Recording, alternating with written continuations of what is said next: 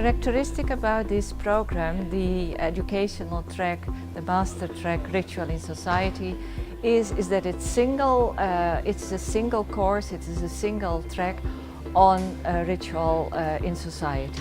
So ritual is the sole and single subject.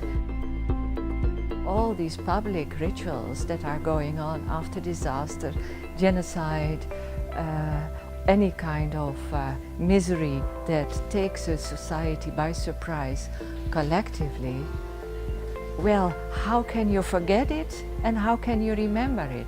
So this is a new or an emerging field in which we are gradually specializing.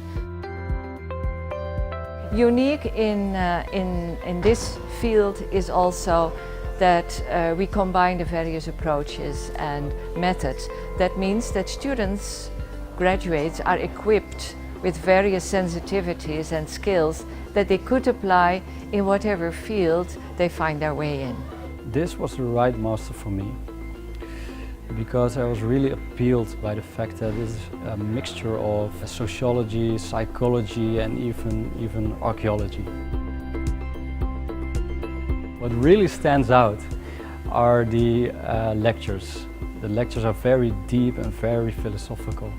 And of course the people who give those lectures, they are amazing.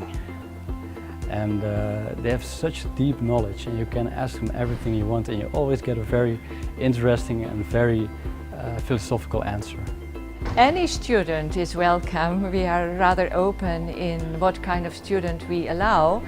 But I think that particularly the student will be enthusiastic about the program who has a feeling, a sensitivity for the symbolic.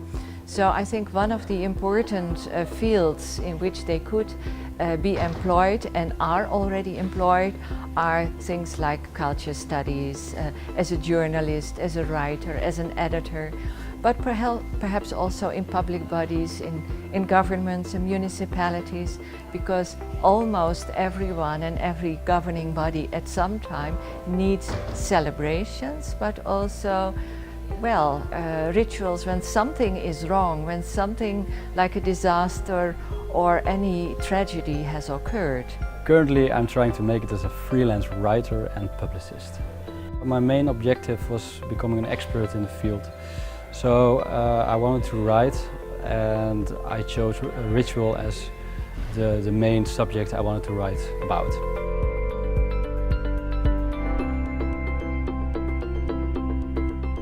I've written a lot about the MH17 disaster, because after this event the Dutch people did a lot of rituals. For example, they had a ceremony that was broadcasted all over the world. And during that ceremony you saw that people were standing alongside the road and taking a moment of silence.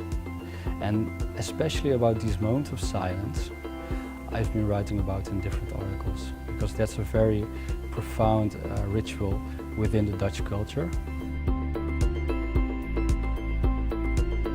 5 years from now I see myself having published many articles and a book.